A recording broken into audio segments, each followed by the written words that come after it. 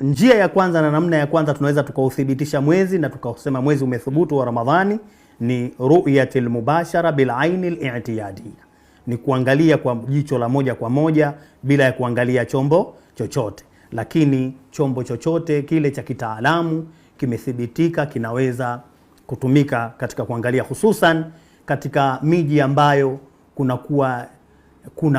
kuna hali fulani ya wingu zito.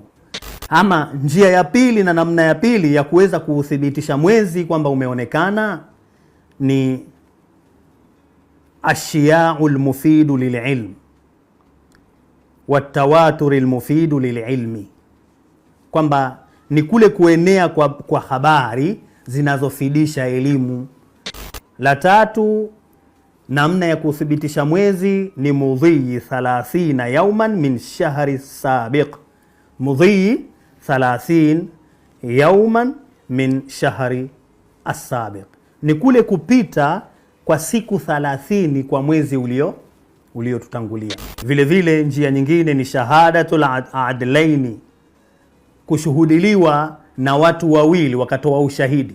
Shahadatu adlaini biru'ya, wakashuhudilia watu wawili tunaowaamini, si kila mtu, watu wawili tunaowaamini kwamba wameuona mwezi.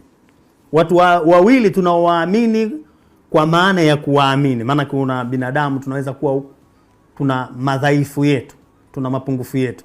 Kwa hiyo hii kwa hawa watu wana mapungufu, hatuwezi kuchukua hoja ya kwamba wameuona mwezi. Pengine wana mizaha sana, pengine wameshadhihirika wakiongopa baadhi ya mambo kwa hiyo hatuwezi tukawachukua. Lakini wakiwa ni waadilifu, wanasema ukweli, na hata tabia zao kiujumla wamepambika na tabia nzuri, tabia njema, basi tutazichukua na kuweza kufunga. Ya mwisho ya tano ni kwamba hukmul hakim idha lam yu'lam khata'uhu wala khata'a mustanadihi, kwamba ya tano ni kwamba ni hukum ya hakim.